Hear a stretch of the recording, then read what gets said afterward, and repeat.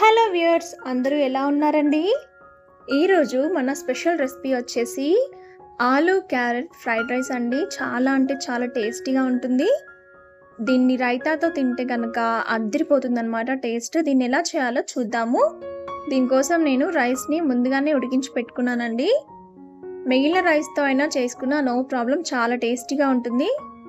First అయితే stove మీద కడాయి పెట్టుకొని అందులో కాస్తంత ఆయిల్ వేసుకోవాలి. ఈ ఆయిల్లో మనం కట్ చేసుకున్న ఆలు, కట్ చేసుకున్న క్యారెట్ పీసెస్ వేసుకోవాలి. రెండు నేను సమానంగా తీసుకున్నానండి. ఈ రెండింటిని సాఫ్ట్ అయ్యేంత వరకు ఈ ఆయిల్లో వేయించుకోవాలి. ఈ విధంగా మనం పైకి కిందికి కలుపుకుంటూ వేయించుకోవడం వల్ల అన్ని పీసెస్ సమానంగా వేగిపోతాయి. త్వరగా వేగడానికి మనం ఇందులో 1 స్పూన్ సాల్ట్ వేసుకుందాము. సాల్ట్ వేయడం వల్ల ఈ పీసెస్ త్వరగా వేగిపోతాయి.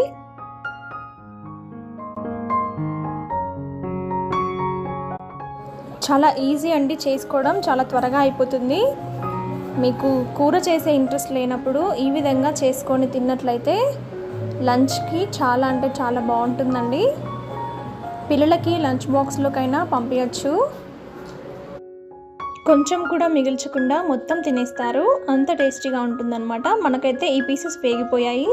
వేగిన పీసెస్ని మనం ఇంకో బౌల్లోకి తీసుకొని పెట్టుకుందాము. మీరు గరిటతో నొక్కి చూస్తే కనుక పీసెస్ వేగాయా లేదో తెలుస్తుందండి.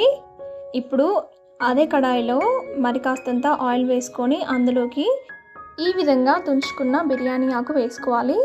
అందులోనే స్పైసెస్ వేసుకోండి. 2 ఇలాచి, 4 లవంగాలు, కాస్తంత దాల్చిన చెక్క వేసుకొని అవి కాస్తంత వేగిన తర్వాత జీలకర్ర వేసి, అలాగే కట్ చేసుకున్న పచ్చిమిర్చి, కట్ చేసుకున్న ఉల్లిపాయలు కూడా వేసుకొని ఇవన్నీ బాగా వేగనివ్వాలి. కాస్తంత కాజు వేసానండి నేను. కాజు వేసుకుంటే టేస్ట్ చాలా బాగుంటుంది. కాజు కూడా వేగిపోయిన తర్వాత ఇందులోకి 1 టీ స్పూన్ అల్లం వెల్లుల్లి పేస్ట్ వేసుకోవాలి. అల్లం వెల్లుల్లి పేస్ట్ అనేది పచ్చివాసన పోయేంత వరకు వేయించుకుంటే సరిపోతుందండి. ఇవన్నీ బాగా వేగిపోయిన తర్వాత ఇందులోకి మనం ముందుగానే వేయించి పెట్టుకున్న ఆలు, క్యారెట్ వేసుకోవాలండి. ఇవి కూడా వేసేసుకొని మరొకసారి కలుపుకొని ఇందులోకి మనం ఇప్పుడు సాల్ట్ అడ్జస్ట్ చేసుకుందాము. సాల్ట్, కారం అన్నీ వేసేసుకోవాలి. కాస్తంత పసుపు, అలాగే 1 టీ స్పూన్ కారం వేసుకున్నాను. కారం ఎక్కువ తినేవారైతే కాస్తంత ఎక్కువ వేసుకోండి. అలాగే 1 టీ స్పూన్ సాల్ట్ వేసాను. మనం ఆల్రెడీ ఆలులో వేసాం కాబట్టి చూసుకొని వేసుకోండి. అలాగే 1 ఫుల్ టీ స్పూన్ ధనియాల పొడి వేసాను. ఇవన్నీ వేసేసుకొని ఒకసారి కలుపుకొని కాసేపు వేయించుకోవాలండి. ఒక 2-3 మినిట్స్ వేయించుకుంటే సరిపోతుంది.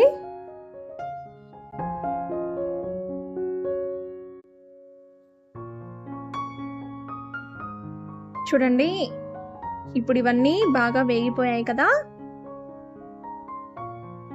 ఇలా వచ్చిన తర్వాత ఇందులోకి మనం ముందుగానే ఉడికించి పెట్టుకున్న రైస్ని వేసుకోవాలి.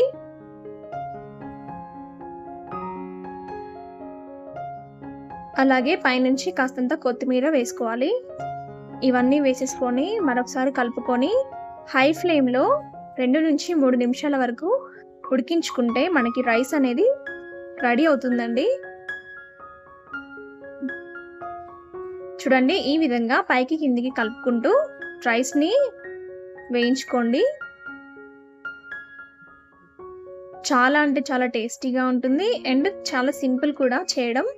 అన్నీ మన ఇంట్లో ఉండేవి అండి, ఎక్స్ట్రా ఏమీ లేవు కదా. లంచ్లోకైనా డిన్నర్లోకైనా సూపర్ అంటే సూపర్ టేస్టీగా ఉంటుందండి. మన ఆలు క్యారెట్ రైస్ రెడీ అయిపోయింది.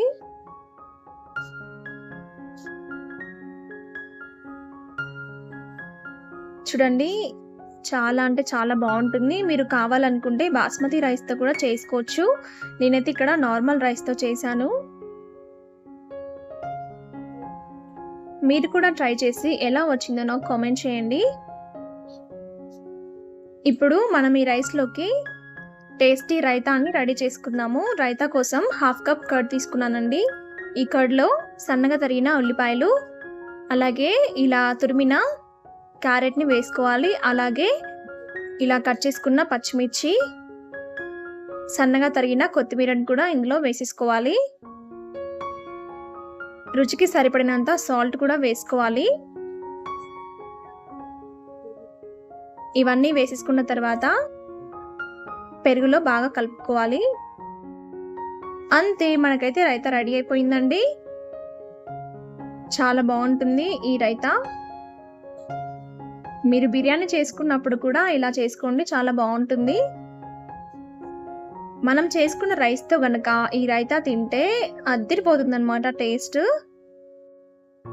చూడ్డానికి ఎంత బాగుందో టేస్ట్ కూడా అంతే బాగుంటుందండి. అండ్ మనం ఇందులో క్యారెట్, ఆలు వాటితో పాటు కాజు కూడా వేసాం కాబట్టి హెల్త్ కూడా చాలా మంచిది. ట్రై చేసి చూడండి, చాలా బాగుంటుంది. చిన్నపిల్లలకి లంచ్ బాక్స్లోకి ఇస్తే కనుక ఒక్క మెతుకు కూడా మిగిల్చకుండా ఖాళీ బాక్స్ తెచ్చేస్తారు ఇంటికి. ఇది మాత్రం ష్యూర్ అన్నమాట. నచ్చితే లైక్ చేయండి, షేర్ చేయండి, కామెంట్ చేయండి. ఇలాంటి మరిన్ని రెసిపీస్ కోసం ఛానల్ని సబ్స్క్రైబ్ చేసుకోవడం మాత్రం మర్చిపోకండి.